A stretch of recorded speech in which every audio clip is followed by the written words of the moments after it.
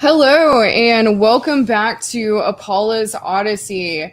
I have a very special guest here tonight. I'm really excited about this show. The Free and Equal Elections Committee. Let me start off by explaining what this is. The Free and Equal Elections Foundation is a 501c3 nonprofit, nonpartisan organization with a mission to open the electoral process through education and collaborative action. Founded in 2008 by electoral reform and voter rights leader Christina Tobin, Free and Equal leads national, state, and local efforts to transform the electoral system in the United States. Free and Equal Elections hosts open gubernatorial, presidential, and senatorial debates, including the 2008, 2012, 2016, and 2020 presidential debates moderated by Pulitzer Prize-winning journalist Chris Hedges, broadcast legend Larry King, Thom Hartmann of Free Speech TV, Emmy Award-winning actor Ed Asner, and Christina Tobin. Since 2009, Free and Equal has hosted annual electoral reform symposiums uniting intellectuals and experts to share, debate, and offer reforms to the current U.S. electoral system. In 2014, Free and Equal launched United We Stand, an annual nationwide tour uniting the younger generations with musicians, artists, and thought leaders to encourage the local civics participation and inspire people to run for office. Free and Equal's latest project is creating a blockchain election assistant app to promote transparency and empower voters with information about all their candidates. So I'm going to bring our guest on here. Christina, good to see you. Good to see you too, as well. So just to give a little background for everyone watching here, I've actually performed as the band The Siren. I'm the guitarist for it. We've actually performed at several of these United We Stand fests that I mentioned in the little intro here. So that was a lot of fun. And then I actually also helped run the Free and Equal Elections Committee booth at different Politicon events, which was very interesting. Christina here actually let me basically set up my spears and kind of help talk to everyone. So it was really fun. I really enjoyed it. Yeah, you've seen a little snippets of the entire idea that has evolved over the last 12 years, and it's been having you and the Siren support Free and Equal Elections has meant so much to us, as well as so many other artists and thought leaders and speakers and people running for office as well. So it's a lot of fun. There's always something exciting going on at Free and Equal Elections. Yeah, what's so amazing to me is how many people you bring together. I mean, so many amazing people come out to these events, and the artists that you get together. Can you name like some of the artists you've had involved? I know someone that I was excited to share a stage with was Peter Joseph from Zeitgeist. So it was really fun to do some of these events with him. And can you name some of the other individuals that you've had speak over the years and also perform? Sure.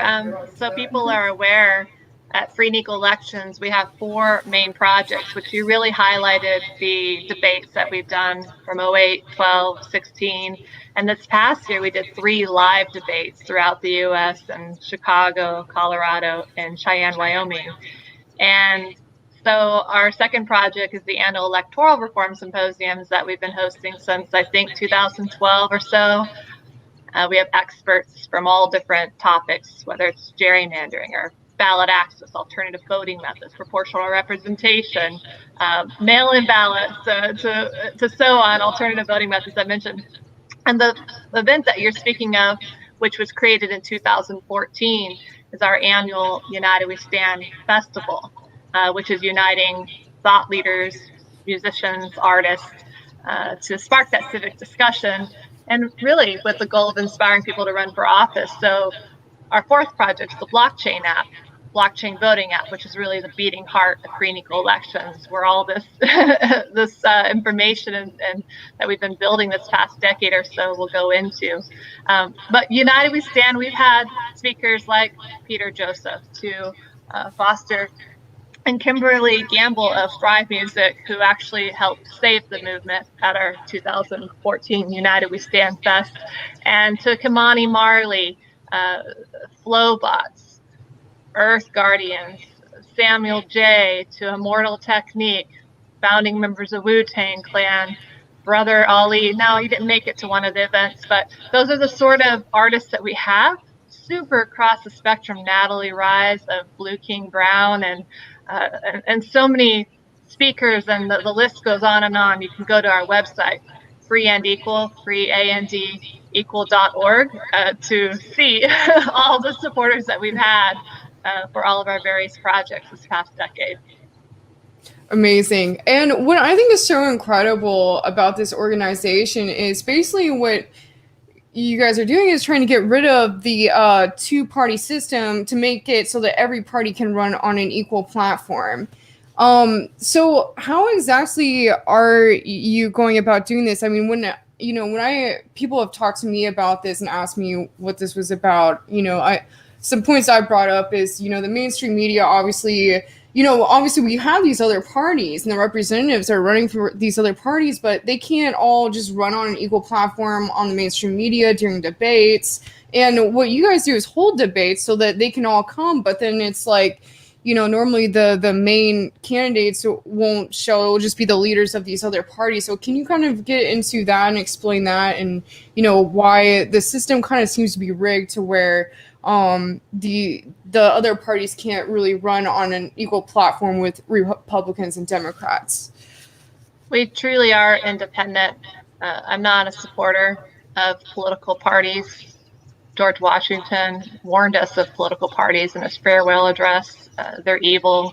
I've seen firsthand within both the National Libertarian and Green parties since 2010 how, as they become larger, they inevitably become infiltrated. So it was around 2010 that I thought, okay, political parties aren't the answer. So I see every candidate running, whether they're using the Democratic, Republican, 30 party, I like to call alternative party line, or running as an independent. I see them all as independent candidates. And so that's really what sets Free and Equal apart from most, if not almost all, organizations that were truly all inclusive across the spectrum. We see this huge divide and conquer tactic that's really created by the two-party illusion or tyranny, I guess you could say, this grand illusion, myth of voter choice that is, and a two-party tyranny. And just really how the independents, how the duopoly has rigged the system and left independents out in the cold. So I hope I answered your question. I usually have my notepad here because I think there's another part to the question. But this is great. Can you explain? So you said that you don't think that even parties in general is the best idea. So can you explain? I mean, can people run without there being a party? Like, why? So you're saying that parties aren't even necessary to run, or they shouldn't be necessary to run. I mean, what's the point of people even running for a party then? Can you get into that a little bit? Well, I would say under the, can you hear me? I just wanted to change out. Oh yeah, that's much better now. Yeah, I just, you never try. It's a little twisted, but working on it. Yeah, but this is much better because there's a lot of back there. And your question again, because I was switching out mics here. So you mentioned that, parties aren't really the best idea. I mean, can people actually run without a party? Like, why are they even using parties if you're saying they aren't necessary? Is it like, why are people running with parties at this point? Can you just get into that a little bit? Great question. If you the backdrop. Sorry about that. Maybe it's not the mic, but it is rigged. I'm an optimist. I'm also a realist. The fact that it takes, I think it's just like an astronomical amount of signatures for an independent get on the ballot throughout the U.S. I think it's 800, 900,000 signatures and 20, 30, 40,000 for D's and R's. I have to check that number again. I learned back in 98 when I saw my dad run for governor in Illinois that my dad had to collect 25,000 signatures from registered voters in Illinois within a 4-month time frame, while D's and R's only had to get 5,000 signatures. So it's very rigged. It's very difficult. I myself ran for Secretary of State of California in 2010. I wanted to run on the independent party line, not party, as an independent, that is, I'm misspoken. And I learned that it would take over 100,000 signatures just to get on the ballot as an independent for Secretary of State of California.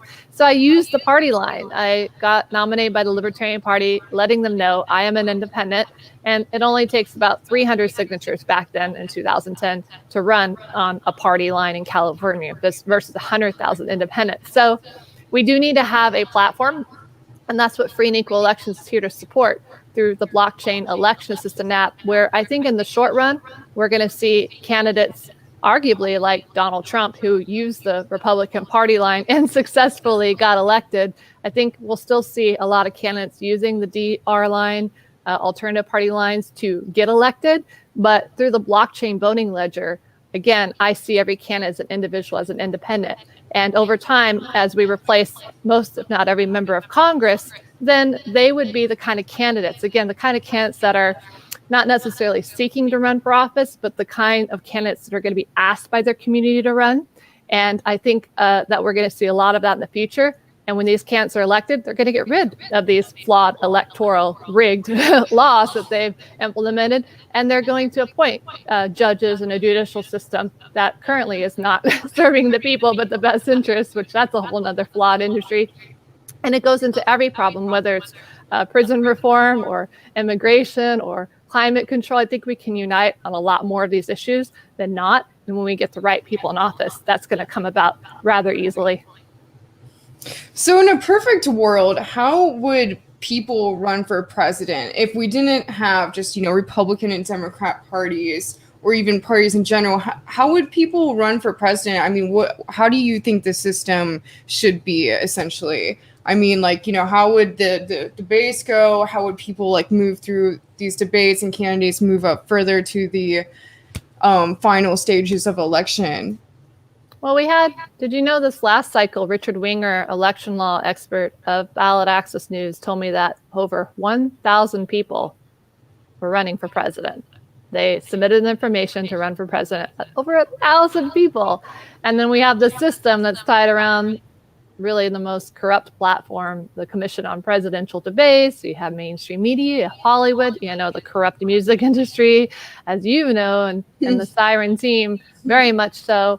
That implements all this brainwashing, this illusion there's only two parties. So I think in order to run, you file paperwork. It's another matter to run and then to get on the ballot. It can be very challenging in states, again, to run as an independent, 800,000 signatures plus, which costs probably upwards of 10 to 20 million to do it the right way if you're truly a threat to the system. So I think in order for more candidates to run for president in the future, I like to really say, and I feel strongly, and experts have told me this, that the presidential race is not nearly as important as the congressional races. And mainstream media and the system manipulates in our mindset and mind control to think that the presidential races are more important. And I really want to really shift this idea and movement that's forming through free and equal elections and so many beautiful causes out in the world that we need to put our energy towards running for Congress. But yeah, to run for president, you can. It's a lot of signatures. It's a lot of system, but man, it's those congressional candidates that need to go. I mean, look at what they're doing. They have the power. So is it the same for congressional candidates when they're running? Are they normally with one party or another, or is it a little easier for them to get in as an independent? Much easier to run with a party line, a lot of kickbacks, a lot of money. Many cases I've seen where even government employees on taxpayers' dimes have collected signatures for people running within their party, Democratic, Republican. But, there's a price to pay. You got to compromise to play the game with any political party. And that even happens within, unfortunately, the Libertarian Party and Green Party. National level lacks some integrity, sometimes a lot more integrity, depending on the cycle. Sometimes the Libertarians are like, almost really great and greens are really not. And then another cycle later, it could be the complete opposite. But I found there's more credibility on the state and local level. To run for Congress, that's something I'm going to be implementing into the blockchain voting app. I don't have all the details of because I haven't ran for Congress, and I will in the future, of what stages and what it takes to file your paperwork, what the ballot access requirement is for that district to run for Congress. You better believe it. And that blockchain app is going to list every single candidate running for office. These are alternate parties and independents. And it'll tell you what are the requirements to get on the ballot. Here, here, here, here. Run for office. If you don't run, click here to support this candidate, or click here to be a part of or support or share the online debates that we're going to have with free and equal elections beyond presidential in the future into congressional, state, local, and so on. And on the blockchain voting ledger, as these candidates get elected, I see a lot of people in science and technology that are going to get elected as well. All ages, all races, all genders. It doesn't matter what that is on the outside. It's where your heart, your mind, like for the people, what you stand for and your actions that matter truly. I do see a lot of these candidates, if not most, supporting the concept of blockchain voting. And my understanding is that it's one of the best choices right now, that I'm open to if it works well with paper ballots where you cast your ballot and then you have a ledger where you can go and see that your paper ballot, click in a number. It's like a 4-digit number to make sure that on a ledger that your vote has counted. Those things could come about in the future, but it's another detailed topic. But in any case, I do see under the blockchain voting ledger that the power will shift, or for that matter, power of the people will shift from not only the federal, but local to state level under the blockchain ledger, where people, if they want to, they can self-govern themselves. So Free and Equal Elections has created a blockchain voting app. Can you explain how exactly that works? And I want to talk about the fraud that happened politically in this last, I don't want to straight out say what it was because, we got to avoid certain words to keep my show going here, but everyone knows what we're talking about here. I mean, this happened on many levels with the last election here. So how can you explain the blockchain voting app? And then we'll get into that and what your thoughts are on the evidence of what actually happened. Because obviously the mainstream media isn't talking about it. And obviously it wasn't just this election. It's been many elections. All the elections, probably since the JFK assassination, have been rigged, in my opinion. So can you just explain what the blockchain voting app, how that works, and then we'll get into that discussion. I mean, JFK is a starting point, but it seems like ever since we've had elections, there's been some rigging to it. And it's just a matter of how much since the beginning of elections and presidential candidates and governments and so on. So the blockchain ledger, however, you have these beautiful, great questions, and I want to be able to explain, how do you run for Congress right here? I'm not quite there yet, but at 39, give me a few more years, in my mid 40s, or maybe now you're inspiring me to really know how to answer that, which will be the case in detail. I'm excited. If you run, you got my vote. But I know I'll be asked to run again. I don't want to run again. I am doing my duty for our elections, doing free and equal elections and all these projects. And I kind of want to have a personal life while I'm here for the speck of 2 seconds here on Earth. And, I think it would be, I'm here to help candidates get elected. And that's just where my heart is. And I think to be able to really, for free and equal to go to the level where it's going to go, I see and foresee and so on. My role is simply to help get accountable candidates elected. And I am cool with that. It is already enough to do. I'm doing my part. You need to do your part, and you need to do your part, all you people listening out there.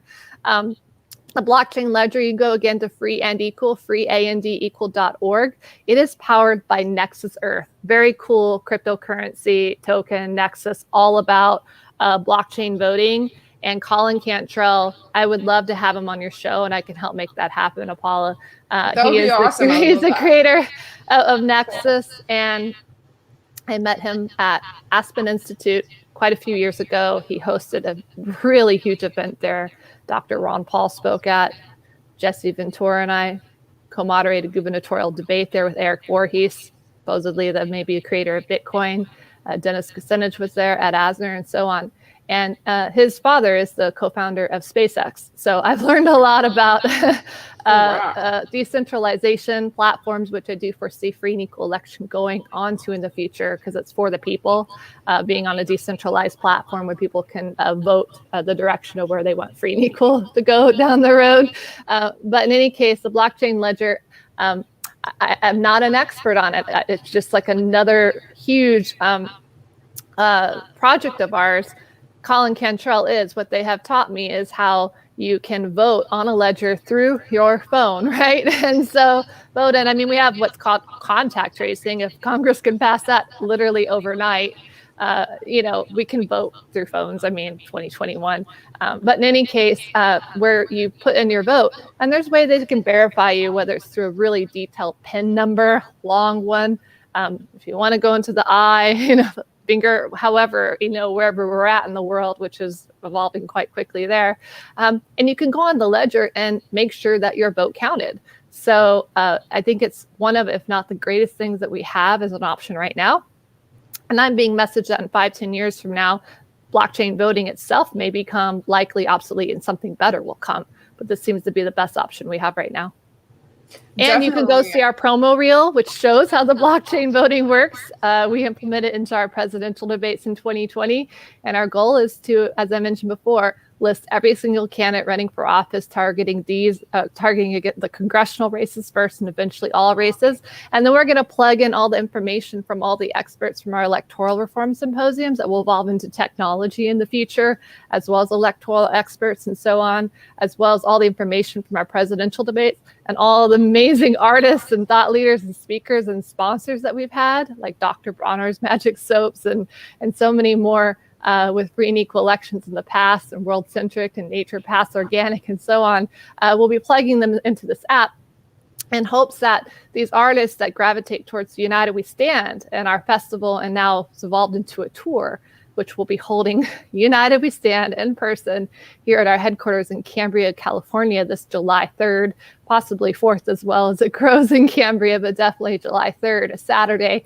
And so that app will hopefully, what I see is connect all of these artists and sponsors and so on to candidates that they, gravitate towards, that they resonate with. And my hope is that they volunteer or gift or however their time that they can to support these candidates that they really resonate with. And that's how we bring about real change. It's not about money. It's about giving what we can to help support these people who truly want to make our world a better place. Thank you. Thank you for explaining that. This is so amazing. I mean, it makes so much sense. I mean, what are we doing with these mail-in ballots during this election? I mean, it caused so many problems. Like, first of all, there's all the dead people that voted. I mean, there were literally people that died who had ballots that were sent in. And there's evidence of this. I mean, there was, some people got multiple ballots, filled them out, sent them back in.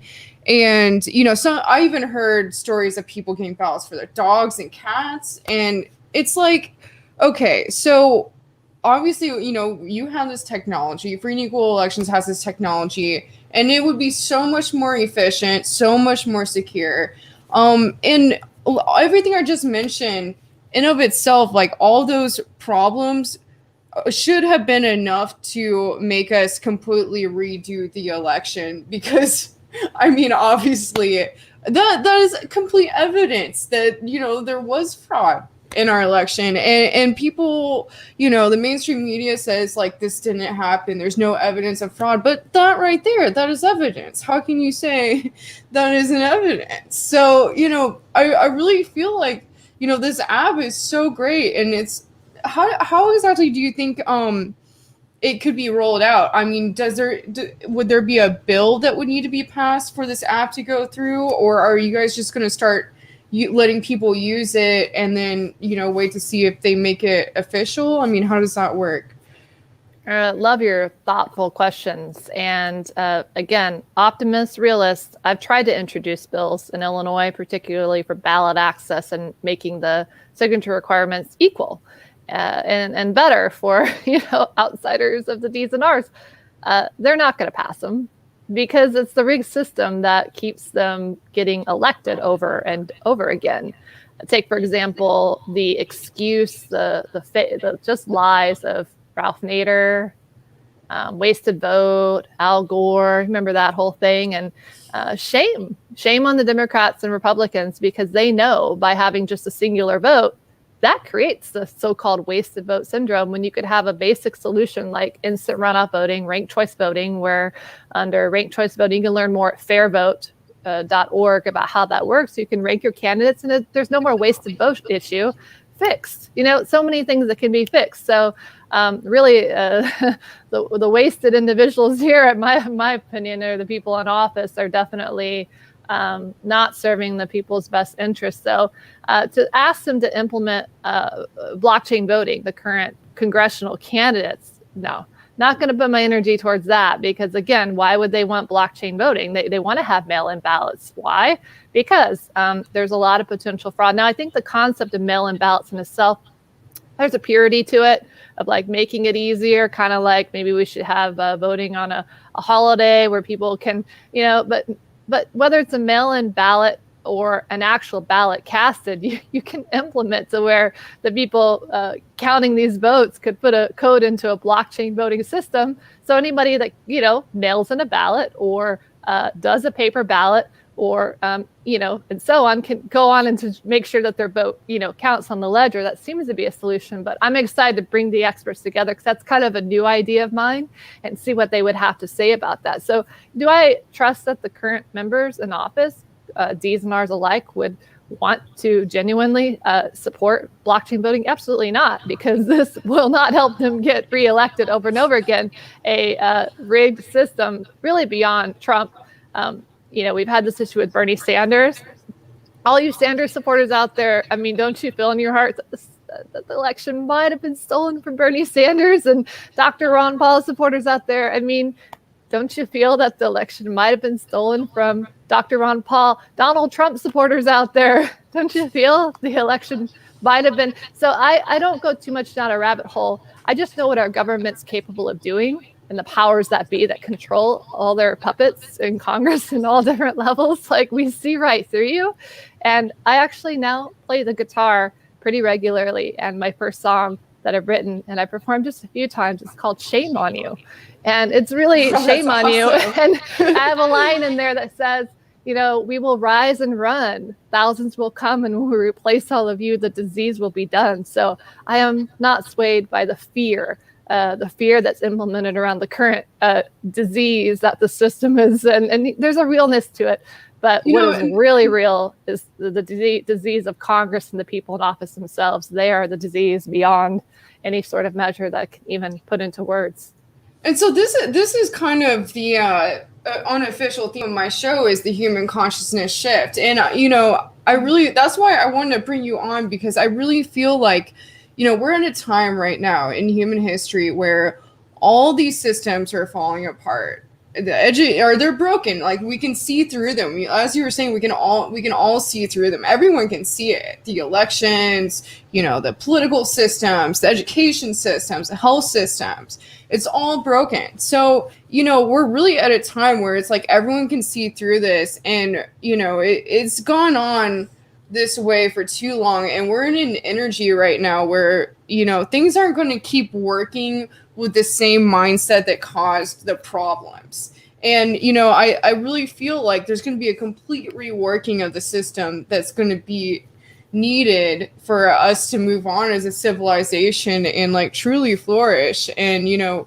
I won't even get into what happened, this year with, the pandemic worldwide, but that's a whole thing in itself. And it's like, obviously I was a part of a lot of the rallies in DC. I actually was a part of several of them, and man, there was so many people that came out leading up to this last election. I mean, thousands and thousands of people. And it's like, okay, so this wasn't the candidate that won, even though all of these people came out. I mean, it really, I think that what was so important to me about this past administration is I really felt like it exposed this, like more than any other administration did. Like this one really, like people really started seeing through it at this point. I mean, I think that's been going on for a while, but I mean, this is like, it's definitely come to a point where people are like, yeah, there's something going on here.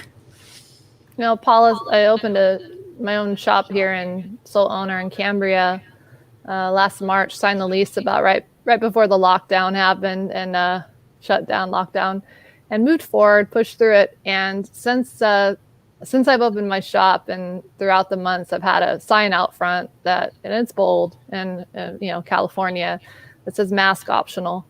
And it actually drives a lot of freedom, constitutionalists. I get a couple huffs and puffs, but hey, whatever works for each business owner. If you want masks, okay. If you want to have them optional, which I do, it's not a mandate. I'm sorry, it's just a mandate, not a law. That's my mindset with that, and I've stood really strong with that, because to dive deeper here, having known some pretty big social media players, in the Mind Unleashed world and anti-media and collective evolution, and Jason Bassler, another one I would love for you to have on your show, and I can help make that happen. He's on board with free and equal elections now, helping us out as of it's pretty great. Good guy there. And Derek Bros and so many more of them. But what they messaged to me years ago was that there was this big push on social media. I remember years or so ago where people really came out, not anti, but against, the scariness, the problems of vaccines and troublesome. And the truth is really coming out of wow, this is just really, maybe vaccines when they were first started, kind of like unions, there's a purity to them, but over time they got pretty co-opted and things changed and components of what they put in them and money and so on and so on. And so I don't want to take away the good it's done, but they told me, all of them, they had never seen so much money, Apolla, put into social media to shift it to where people were in support of vaccines. And that's when I went, whoa, there's going to be something that comes out that scares the masses into taking it's such a huge industry. No surprise that Biden now is saying pharmacies, have the vaccines. I mean, that just came out in the news, I think today, and no surprise. So when this COVID thing came, and I've studied it quite a bit, I just live in a world of love is greater than fear. And of course, I'm going to treat it to a certain extent like, other things that are, pneumonia and flu and so on. For sure, it's out there, but gosh, not going to live in the state of fear, and how the system has completely and fully taken, and no surprise, advantage of that. And it's interesting, as soon as Biden got elected, it's just kind of I don't know. It's just interesting to see the federal government find what jail's going to be next for not wearing a mask, to now a terrorist on the ground. Well, conveniently, we have the National Defense Authorization Act and Patriot Act after 9/11, which another person, if you would like to have Richard Gage of Architects and Engineers in 9/11, if you haven't already, you might have definitely already. You know him, but let's make that happen. He's really, so it's not a surprise that our government is defined a conspiracy theorist, which, as far as I'm concerned, is somebody who has an idea or a thought. Doesn't make up a conspiracy theorist, just like somebody that goes to Woodstock and wants to make our world a better place. They're suddenly a hippie. Let's take away their power, right? I mean, this is pretty.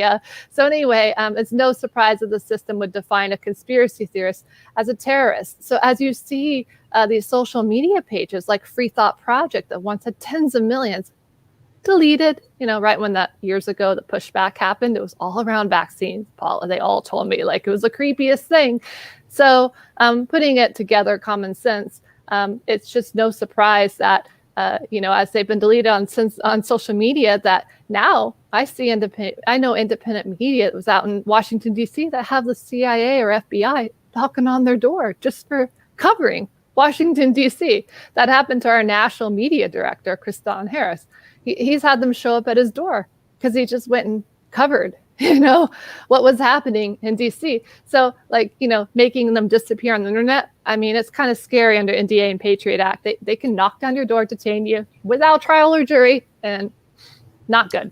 What's also interesting about what social media has been doing is everything in regards to this latest election. It's like anything you post, whether it's a meme or anything that questions anything about what happened with the election, all of a sudden under it, it's like, oh, this is fact checked. If you'd like to see more information, blah, blah, blah. Like under anything you post, whether it's a meme or, and it's like, who is doing this? Like they've never taken their time to do this before. So why is it so important that they go out of their way to fact check a meme?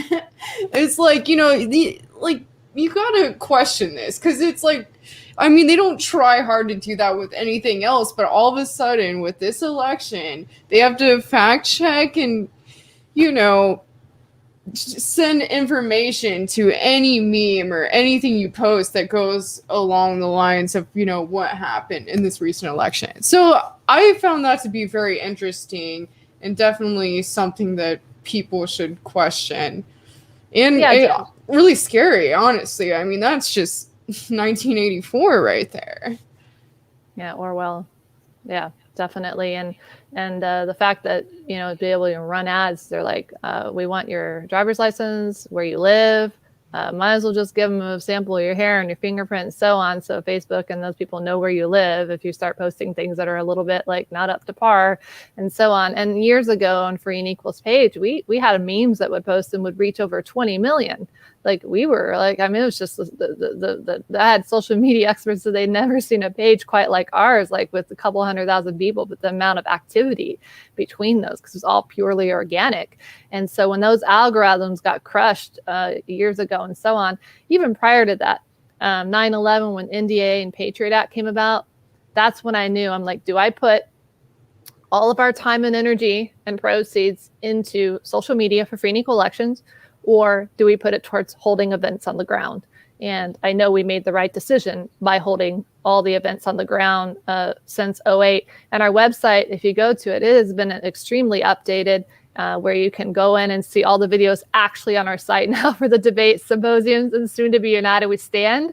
We'll be branching out into freeandequal.tv in the future, and really doing that through United We Stand, tour and so on, and debates, and however that evolves. We're already in the process of building out our 2024 debate tour. Could be up to 10 stops. Woo! We did 3 in 2020, so I guess what's 3 times more, where it could actually go mainstream. We have a producer that's been a part of the Super Bowl, and bringing in celebrities like Jennifer Lawrence, who rocks with Represent.us, on the electoral. I mean, those sort of celebrities that are really in it, for our world, the Susan Sarandons and Danny Clevers and Woody Harrelsons and Lenny Kravitz. No, not a coincidence, not that they were part of Hunger Games. I mean, they're in there for a reason, right? So that's the kind of artists and celebrities. It's a very humbling time we're going through, no matter how big you are in the world. It's really bringing us all on kind of a level playing field, right?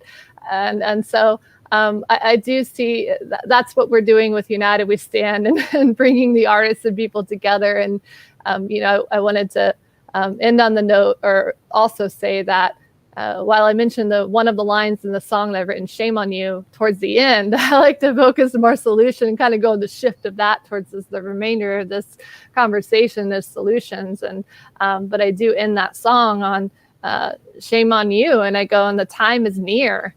The people will see that love is greater than fear."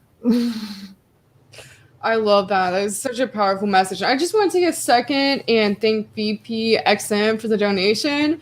Just got monetized here, so it's nice to see these in the live chat. I've been putting a lot of work into the show. And you were mentioning doing a TV platform. So I'm actually about to revamp this show, Apolla's Odyssey. I've kind of gathered a group of fellow patriots in Hollywood that are kind of want to basically go against the propaganda in the industry, or we want to kind of create our own platform that is different than what's being put out by Hollywood. And so we're actually kind of coming together to create a platform right now. I'm getting a group together, and I will actually have my show in a bigger studio set up pretty soon here. I've been working with a show called Fake Checkers, which is another YouTube channel, and we're kind of making these comedy skits that exposing different things in the government. So I don't know, maybe we could, do some things together. I'd definitely like to have you come to the studio at some point once we have the official studio talk show set up. So that's going to be really interesting. I'm really excited about that. So I'd love to see it, and I'm so proud of you. Just what you're doing. You're just taking what you're doing to the next level. I mean, music is.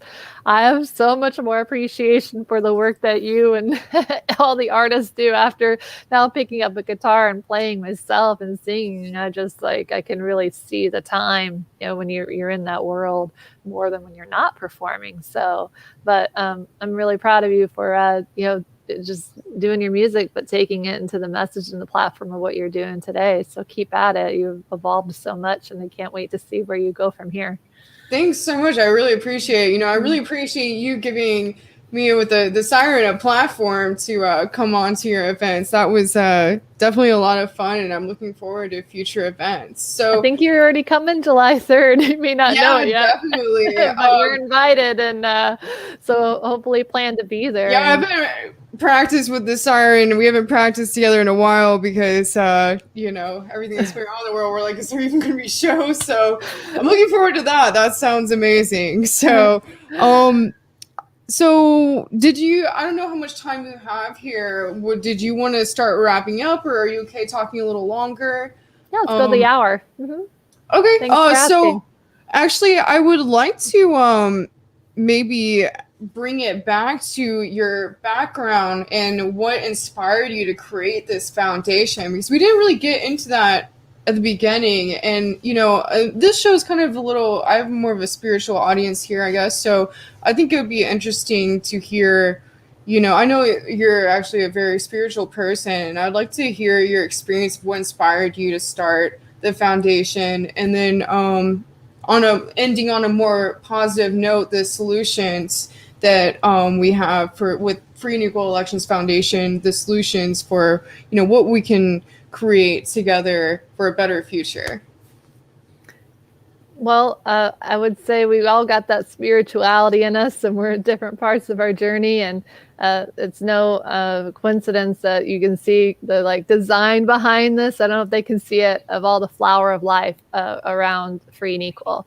And while I am doing electoral reform, I don't know if I've ever used this word in an interview, but it's not a super sexy thing to do. It's not like, yeah, electoral reform. I am so excited to learn about electoral reform, because that's just not the case.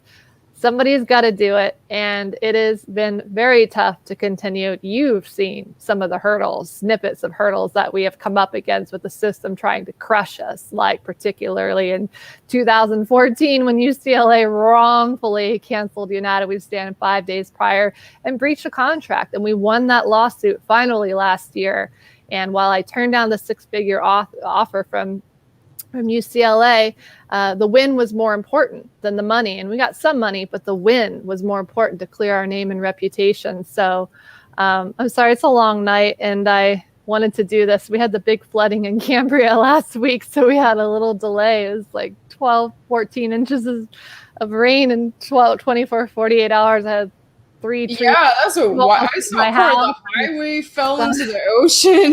I'm a little blurry. I don't have my notepad, but I just wanted to do this and make this happen. Just literally got home. This is just me just doing it. But what inspired me in the spiritual and the electoral, as I was getting at, is that I'm way more excited to go into the geometric and sacred geometry world and in the future. So my take is, once we fix the electoral system, it's going to take some work, some serious work, and some serious uniting. And the whole world is watching us. When we rise here, as the words of Pete Seeger would say, we shall overcome. As the words of John Lennon. And we're just watching the wheels turn round and round right now. But there are no problems, only solutions. And when we shift and we go into that mindset of all right, system, there are more of us than there are of you. Far more, and we're going to come together, and we're going to replace you all peacefully in office, so you guys can just kind of disappear, and that's the best you could ask for. nonviolent action, and let's move forward and build beautiful things. Because once the electoral part is fixed, which I know is a bold thing to say, but again, a lot of work and a lot easier to do than we think when we come together and unite, then we're going to be going into technology and having to address under the blockchain ledger. And that's what's beautiful about the blockchain ledger, Apolla, that we'll go beyond elections with our blockchain voting app powered by Nexus and so on.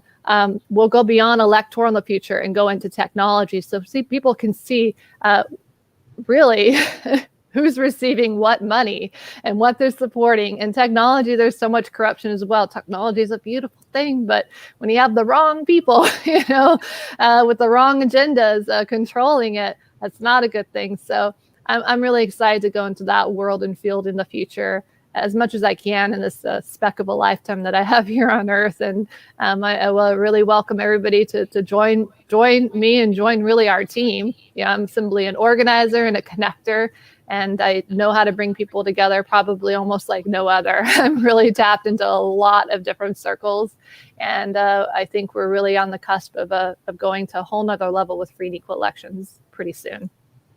Definitely. I mean, what you have done has been so incredible. And, these events have been so great. And I really encourage everyone out there to be involved in this. I think what it's really going to take with moving everything forward is just everyone being involved and, like you said, either donating or,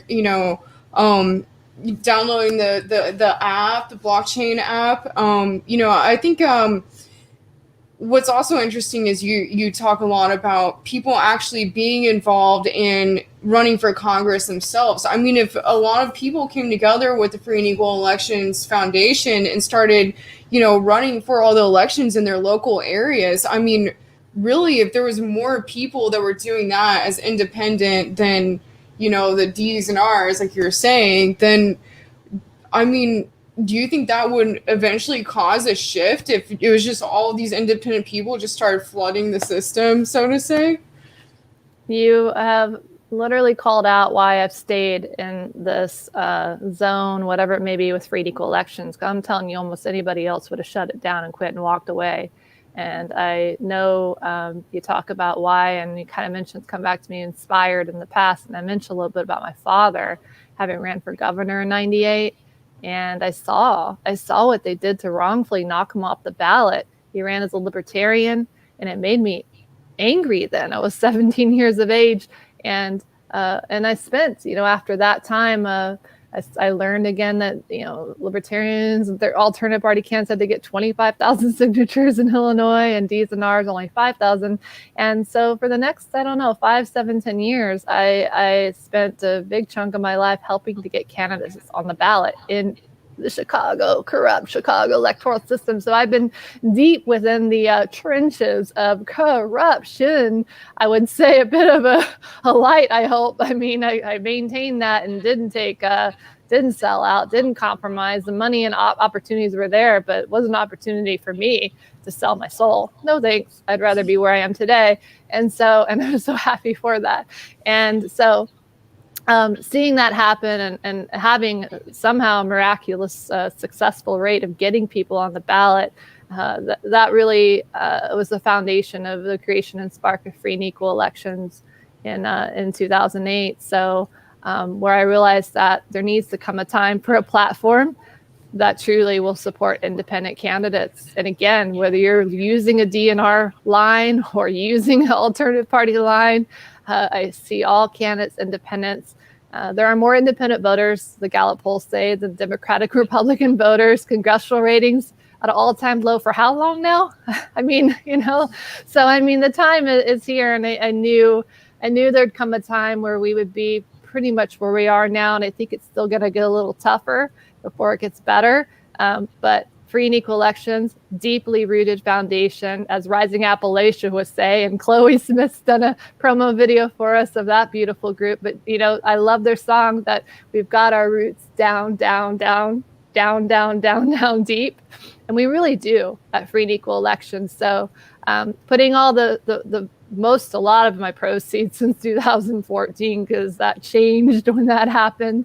But I think United We Stand will get back to that level and beyond where we were But I think it was the best idea. I think it was the best direction, that is, to put most of our time and effort into actually putting on events on the ground, because real change, I'll tell you, it's not going to be on social media, because look what they've done. This is what they've done and what they're doing. And it's going to be from the ground up. And Ed Asner, our moderator, I can call a dear friend, 92 years of age. He has been a huge inspiration and teaching me that real change begins from the bottom up. And finally, the second song that I'm have written and pretty much done writing is named Amelia Boynton Robinson. I've named the second song, and you're familiar with her. She was slated to be our keynote speaker, I think, at the 2016 United We Stand at Belasco Theater in LA, and unfortunately she passed away several months prior at, I think, 111 years of age. She was actually older than her wiki says, because her birth certificate was switched with her sister, and she didn't mind seeming a little younger than 111. But and one of the lines in that song that I've written is that she ran for Congress and registered people to vote, and no matter, she always had hope. And this woman, I mean, she sparked the March of Montgomery. She's the one that brought Martin Luther King in. That was Amelia that walked across the first march of the bridge. It was beaten, tear gassed, and left for dead. That's another line in the song. And so so she was a big force, but it wasn't just her, it was her ability to bring her community together, which is something I'm doing very much in my community of Cambria, California. For 8 years, I've been here and run the most active social media page for the town. It's meant to be that we're holding United We Stand here in Cambria, July 3rd. So those are some big inspirations as to why I'm doing what I'm doing today and continuing and meeting individuals like you and what you're doing, Apolla, and so many others through our idea or movement, or that's a word that's used quite loosely by a lot of people. We truly are, because the work has been put into it for over a decade, not overnight. So I think it's important to have what we're doing wrapped around a blockchain app. There's many blockchain apps out there, but not one that has all the ideas that we've mentioned around it to be implemented into it. Wow, I really want to thank you for everything you've done. I mean, you are so brave to, keep moving forward and keep pushing through all these obstacles when it feels like the entire world is against you and what, you're doing. The system, not the world. I mean, I think all the people are with this, and it's so hard. I've seen this with your, events and everything. And it's like, these. And they want to censor, the system wants to censor what you're doing, because I mean, really, if everyone knew about it and everyone became involved, then it would be a problem for the system. And so that's why I wanted to give you a platform here, because I think this is so amazing what you're doing. And like you said, I think that's so great what you said about it all coming down to the communities. I think right now, we're really moving into this time, like energetically, with the age of Aquarius. It's more of a matriarchistic kind of society energy, and I think that we're going to be moving more towards communities, and it's going to be about like the communities and what people are doing in their communities, and I think that's really what the energy is moving towards here. And I think it's really important. A lot of people think like, oh, I would never be able to run for to be in Congress or, do anything politically. But actually, I mean, it's really so important that just everyday people start running for these kind of positions, because, that's what we need, not people that want to go through it to, stroke their ego and become this like powerful person. We need like normal, good-natured, amazing people that can like really speak for their communities to step forward. And I think that's what's so great about the Free and Equal Elections Foundation. So do you have any final words to wrap this up here? And how do I put how to donate on the ticker, the bottom here, but where can everyone find you? And final words. Well, I see, I could do some final words, but I just love comments from the people. I Ben Chastain. I have a few friends who ran locally, but they were destroyed by the media and even had a spy to become friends and secretly recorded them, which is why we need a platform to support those candidates. So I do see real quick, does anyone have any questions here? Put in the chat. Sorry, go on. Please do. That just caught my eye and what they said. And so, yeah, that's why we need that blockchain. Check it out on our website again, plugging free and equal, freeandequal.org. And you'll see at the top blockchain app. And that's why we need to have a movement to support these independent candidates to get elected. Truly a pure movement. So they'll run. And if you don't want to run, then help someone. Or if you just are like, then help somebody in your community. Just do something, whatever it is. Help, carry groceries or plant plants. And I see Rick Mackey said we have to be willing to go into the lion's den. I don't know if there's more to it. That's all I can read. Oh, yeah, that's all he says. Do we have to be willing to go in the lion's den? I mean, I don't know if the system, the way it is, can be changed directly from within. But when we build a bigger idea movement outside of the system, which represents such few people, and then there's all of us, right? A lot of us, all of us. Then we build something so big, and then we just go and replace them peacefully. Again, the words of John Lennon, nonviolent action.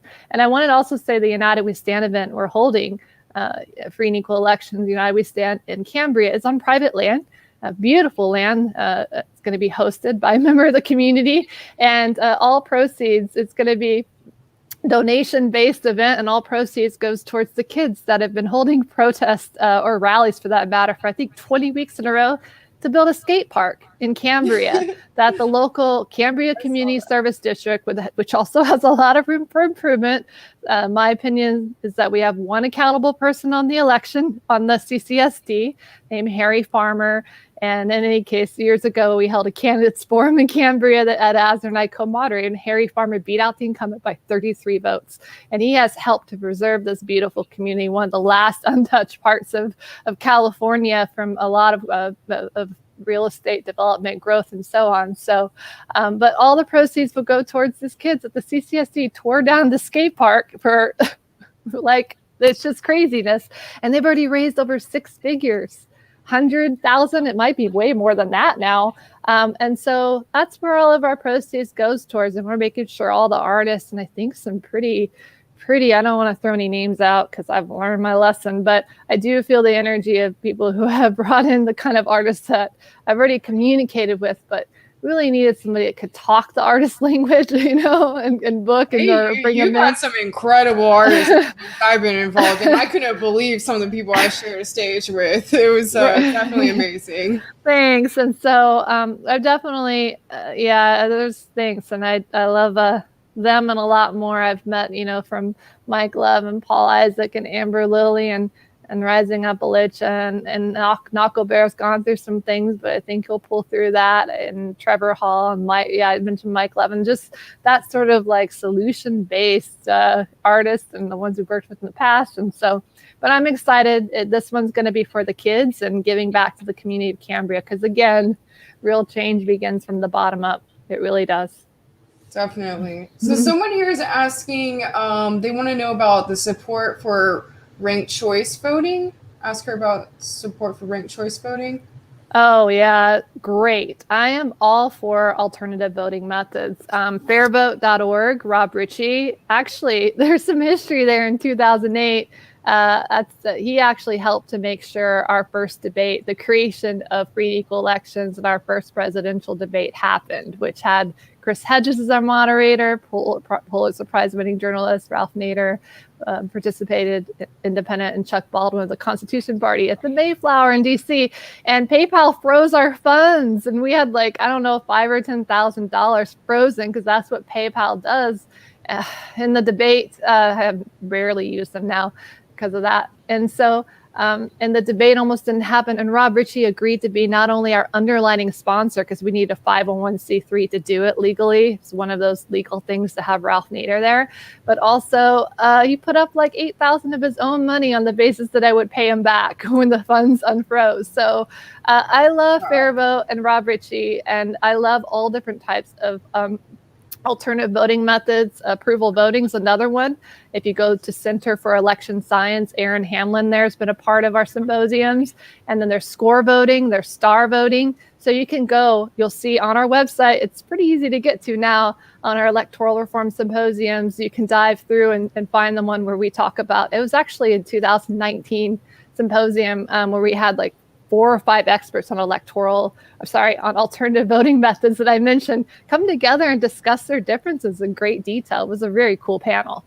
So yeah, it's more alternative voting methods, the better, because the current one, singular vote, the worst kind of voting method we could possibly have, because we have the worst kind of candidates in office that support it. We really do.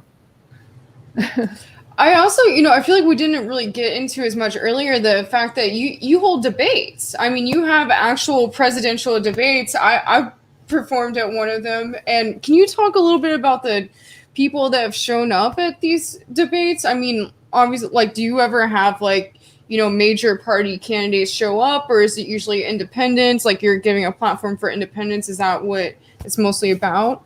That is so important you brought that up, because that is really really what brought free and equal elections really to the masses. In 2012 was our big year, and I miss him a lot. I'm very sad we lost Larry King. That was a real tough one.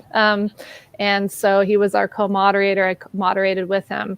And so in 2008, when I served as a national ballot access coordinator for Ralph Nader, I didn't get into that much detail, but after doing ballot access Chicago for almost 10 years, I became the national ballot access coordinator for Ralph Nader, helping to oversee all 50 states and successfully getting them on the ballot, really 45 states plus DC. We got them on the ballot. We didn't have enough money for all 50 states. So Ralph and I went to the DNC, and that's about the only reason I would go to the DNC is if I was going with independent Ralph Nader.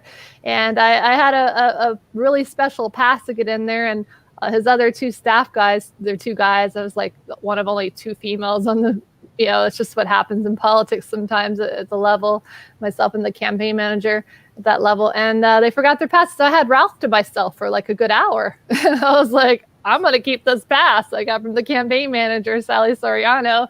And we went in there, Ralph and I, and it was a little bit of quite a bonding experience. And I'll never forget this. I'll put it, I think, in a book someday, as well as the details of the case and the lawsuit we won against UCLA, since I did not have to sign a confidentiality agreement and got the win and didn't take the money. But in any case, Ralph said he said, "Did you know, Christina?" And I can't even remember. "Did you know, Christina, I could interview with every single member of the press right now, and I wouldn't reach but 2 or 3% of what the Commission on Presidential Debates reaches."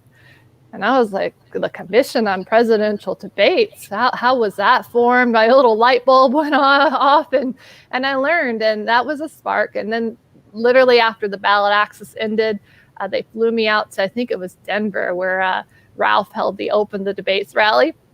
And I met Jesse Ventura, Tom Morello performed a Rage Against the Machine, and so many more. Sean Penn and I shared a vegetable plate backstage for an hour or 2. I don't think he does photos with anyone, but he took a photo with me, so that was cool. And so that's when I realized, okay, I guess we'll put on a presidential debate. To date, we're the only presidential debate. We're the only platform that is to host presidential debates that have been nationally televised outside of the mainstream Commission on Presidential Debates, which is a corrupt platform, corporate funded. It's just private, corporate, run by the former chairs of the Democratic and Republican parties.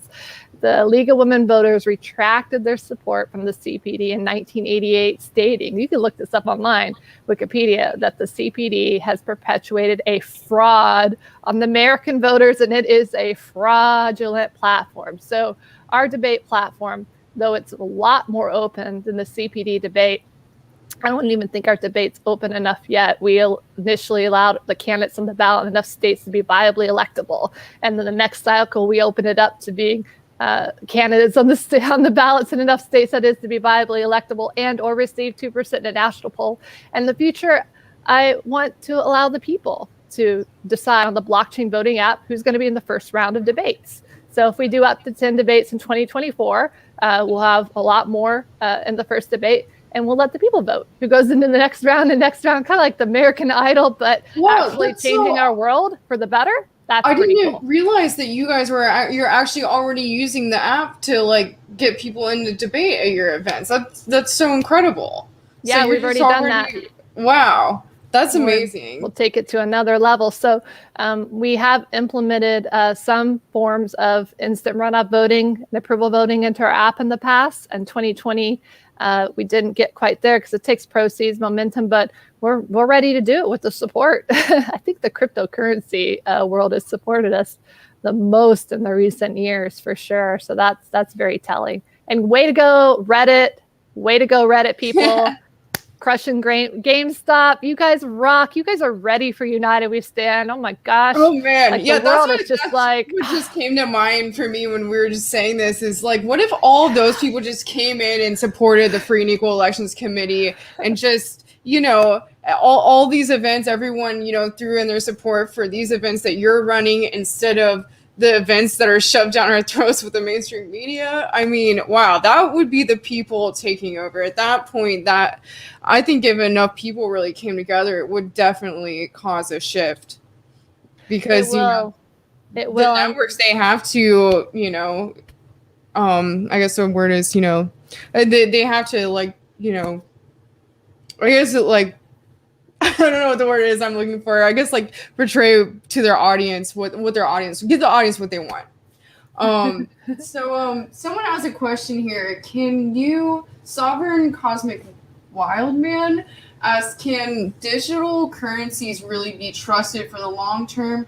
I've heard that some underworld activities are funded by digital currencies. Okay, so is he talking about digital currencies? I think he means blockchain. Yeah, the blockchain.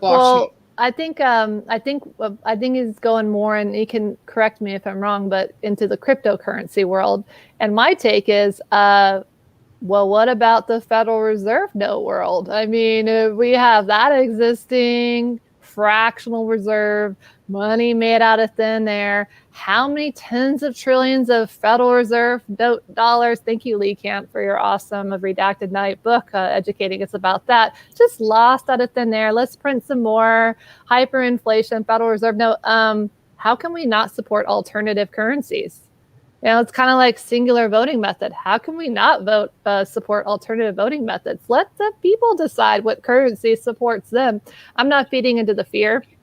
Does the system want a one world currency? Another person to have on our show, Geodor Griffin, a friend of mine, of the author of The Creature from Jekyll Island, a monetary expert, teaching me and many of us in his book, a world-renowned author, of how the Federal Reserve note is a private banking system created by bankers on Jekyll Island. Corruption, corruption, corruption. Woodrow Wilson ties in and signs in the Federal Reserve creation simultaneously with the income tax, which comes about war.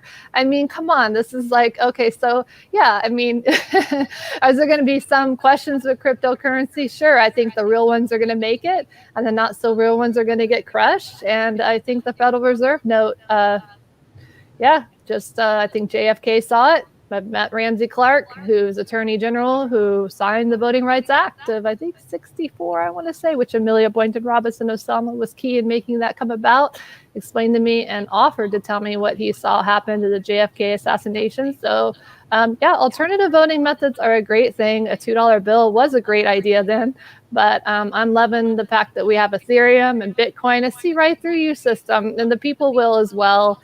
And what we're doing at Free and Equal Elections bigger than any one person. And so I'm excited to see and have seen Nader and Dr. Paul and Sanders and even Trump in their own way, in different ways for sure. Energetically, they've paved the way. They've all played a role, whether it's paving the way or playing a role into where we are today. And that's coming together and putting our little bit of differences aside and coming together on the bigger issue. And when we do that, we're going to bring about peace and love, for the most part, as much as we can throughout the world. And technology is going to help us from going back into this repeat chaos over and over again. when we get the right people in office. And it's no coincidence they're trying to censor us from technology and take away all the truth or confuse us and plant seeds of doubt. These are the sort of things that Rockefeller, Rothschild, same tactics over and over again. But again, we see right through them. We do. And, that's what America's about. We're about trying to get out of that system of, the families you just mentioned. I mean, that's why America was created, was to get away from that and start a new society that was not controlled by, these globalist elites, basically. So I have a question for you. What are your thoughts on disclosure in regards to like UFO stuff? Because a lot of my audience, is into that. And do you think there's any politicians that might do that soon? Do you think that would be something that should be more public in politics? I mean, we've seen a lot come out the last year in regards to politicians coming out saying, touching on the idea of disclosure, but not fully coming out. I mean, there was the 180 days till disclosure bill. So what are your thoughts on that whole topic? It's not, I've got to sit down and hang out with you because it's just not my world of, I don't know if it's expertise. I'm open-minded. I'm all about, as you know, I've invited you to speak about it on the stage of United We Stand. You're more than welcome to do that. I would love to. The next event, count me in. I know. I think anything's possible, and I'm open-minded, and I welcome into our world. Let's make this world peaceful. Let's pull it all together. Let's get together. Let's replace these people in office so then we can stop them from, I don't know, crushing, for example, free energy patents. Has it been like 5,000 that's what I was going to plus? say. To me, with the idea of disclosure, I mean, mostly besides just the extraterrestrials aspect of it, what it really comes down to is them releasing these free energy technologies that we have, and much other very, very advanced technologies that, obviously they have it, like Area 51 and places like that. I think that's really the main aspect of disclosure that's so important here. And I hope to see more of it happening this year. I think they're trying to see, to me, it seems like they're trying to see if the public can handle it. Like they'll come out with like a little bit of information, like, the New York Times came out and they're like, the Pentagon uncovered this UFO craft, and then they like retracted it. It seems like they keep doing that. They'll like put something out and then they'll kind of retract it. And it seems to me like they're waiting. They're just kind of seeing how people react to see like how they can actually kind of come forward with disclosing things. I'm sorry, this comment, I keep laughing, just so you know, this BPXM disclosure, like they'll show you how free energy works. I guess we're calling disclosure Nikola Tesla, because I mean, he showed us how free energy worked, just saying. So, but I like to go by what I see. I'm open-minded. I think there's so many different ideas and so many things of cultures and religions and ideas throughout the world. But I think as technology evolves on our end, and we get, again, I keep repeating, these people replace out of office and we open up, gosh, I mean, come on, the pipelines, and we go into the oil and the gas, and it's just like, oh my gosh, we don't even need that under a system where we have, for example, free energy evolving. Problem solved, no more issue with pipelines and needing oil and death overseas.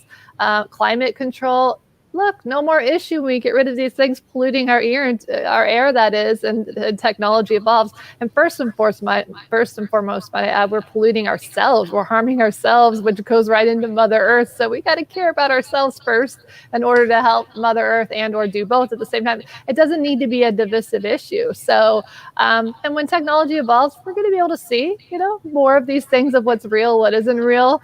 And I'm down, like, come on down and I'll meet you. But I'm still learning and open-minded, and I love all different sort of ideas and eager to learn more. You touched on something I think is really interesting. It's like, they have this free energy technology. I mean, people are aware of it. There's obviously these black budget corporations that are working with it.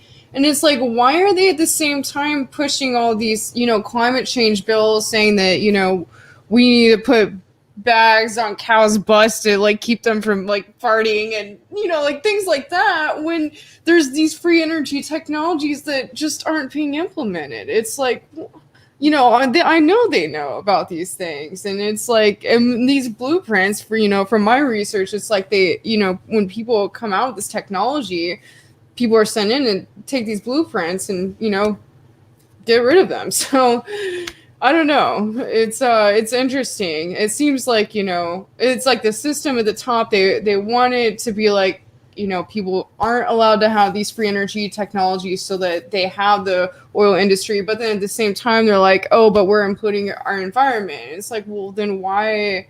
It's like, these two aspects aren't coming together, So I think that's very interesting. And this is how the virus grows. Is divide, and that feeds into the virus. So that's their game plan, to keep dividing us, to keep us separated, to keep us living in a world of fear, to make us depressed and down. And I'm taking this semi-quiet time as a time to evolve more, and growth, and music, and so spirituality, whatever you may call it. I did live in Bali, Indonesia for 3 years out of college. So just being around that world of ceremonies, upacara, berbicara bahasa Indonesia, I speak pretty well in Indonesian, and being around the Hindu religion and Taoism, and going to temples where they invited Hinduism and Taoism and Catholic religions and independent and so on, all to come together.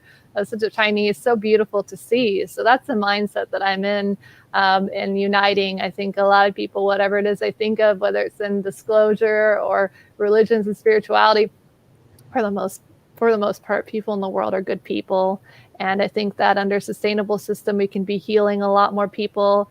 The prison system, it's all tied to corruption, subsidies, towards oil and gas, when we could be putting 10, 20% or less towards free energy and have that for everybody. But again, how are these politicians going to keep getting reelected? It's a cycle of just disease that they've built. And it's almost as if the coronavirus is almost a distraction to a certain extent. It's a reality too. I mean, but from the real root of the disease is Congress and people in office. I think the only exception in Congress might be Thomas Massie, Kentucky. That's one person I would vote for. I don't know of anybody else in Congress at this point that I would have utmost trust towards. But every other one, no, not feeling it. Definitely. So, I had a question here, but I lost it. Your listeners are funny too. You guys are all funny out there. I love your humor. Yeah, this is a different world for me to interview on, so it's just so fun. Oh, you haven't done many YouTube shows? No, just more in your world and disclosure. I love it. Right. I'm just so there's actually so many people in my community that would definitely probably love to have you on. You said you have people you'd like to connect me with, but I have a lot of people I'd like to connect you with too. That would definitely probably be very interested in having you on. That are have way more viewers than I have, but I'm building my channel, so yeah. But I really like it. Your message, that you keep bringing up here is just love. I mean, you keep saying love, and I think that's so great. It's like getting out of this fear and separation that the mainstream media is pushing. Obviously there's some agenda that they want that, but I mean, if we all come together, we're exposing that agenda. I mean, that's what we're doing with this show, and a lot of other people I know. Jean-Claude Beyond Mistake, he just said he'd love to have you on. You should definitely go on his channel. He has a lot of viewers, actually, kind of in the political scene, so that would be very interesting. But I'm down. Let's make it happen. I love that. And you're right. And an artist that I love Andy Babb and Laura L. Andy Babb's Copper Children out in Colorado. Met them through the network, and then they have a song, a beautiful couple. And I think they're going to be at United We Stand. The song, one of my favorite songs, it's called Love Will Win. And Love Will Win. I mean, it's just like, don't give up. if you're out there, when you give up, you become a part of the problem. It is just not an option. As long as we're here breathing and our hearts are pumping, there's always a way. There's always a way we can do this. And standing united is how we're going to break on through to the other side, for that matter. So, and love will win, and love is greater than fear. As I mentioned, the time is near. Love is greater than fear. The people will see that. And so that's what I'm messaging through the music that I'm newly writing and playing on a little 64 guitar my Aunt Betty got me for Christmas. It's such a cute little story of how that happened. My grandmother gave her so awesome. a 64 Gibson, and she got me one too. It's pretty beautiful. But yeah, just be in that mindset when things get tough or your mind starts slipping in the spiritual world and all. It's all in our head, right? It just as soon as you start slipping into that, product of the system, mind control, manipulation, just think of something happy in your life, whether it's rainbows or a happy moment or a couple happy moments, and just snap out of it, because do not let the system win. It is not an option. We're going to need as many of you as possible for this, what's coming, and when we rise. So I have been through the trenches, and I know why, because I am ready. Like, I have been humbled, I have been tossed around, I have been challenged and tested, and still here today. And that's what I really ask of all of you out there. Just know what you're going through now is going to make you so much stronger. And we're looking forward to some beautiful things coming around the corner. So hold on tight. Wow. I loved having you on here tonight. This was an amazing show. And it definitely, like I said, I'm getting together a studio. Hopefully that's going to be happening within the month here. Basically going to be building a network. Seems like, it won't be someone else can be running it, but we're going to have other shows involved, and should be interesting. We're basically trying to, get a kind of a free speech platform going here in Hollywood that isn't kind of, part of the system, but something that's an alternative to it. So I'm really excited about that. I'd love to have you come down to the studio at some point, do another one of these interviews once that's going. That should be really fun. So, those were some great final words, I feel like, to wrap everything up. Is there anything else you would like to say here? Obviously there's the Free and Equal Elections Foundation website. People can go on there and look at everything that's going on there. Download the app that's on the site. Anything else you would like to say? Yeah, I think I'm good. You check us out at freeandequal.org. I'm just scrolling through all these beautiful comments. So freeandequal.org, and check us out there. And I hope and feel like you'll love what you see, because it's built for you, the people, we the people, really, truly. So, and I'll see you in Cambria, July 3rd weekend. Jessica Taylor, our team, Kristan Harris and Jason Bassler, Free Thought Project.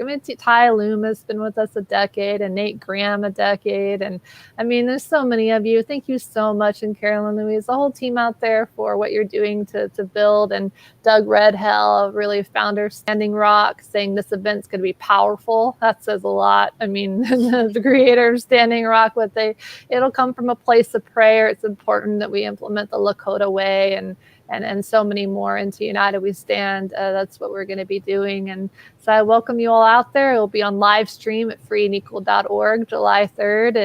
And we'll have a sign up on our website soon so people can watch it and see what we're building within the community and headquarters of Free and Equal Elections in Cambria, California. Thank you, Apolla, for all you do, and all of you out there support her. Oops, there, support her and thanks, her YouTube Christina. channel. Stay on here. I'm going to end the broadcast, but we can, finish up our conversation here in the studio. And I just want to say, thanks, everyone. Please make sure you check out that event if you're in California, around July 4th, or, maybe even fly out. This is such an incredible organization, and it sounds like I might be performing or speaking as well there. So Yes. with the siren, so that should be interesting. I'm excited.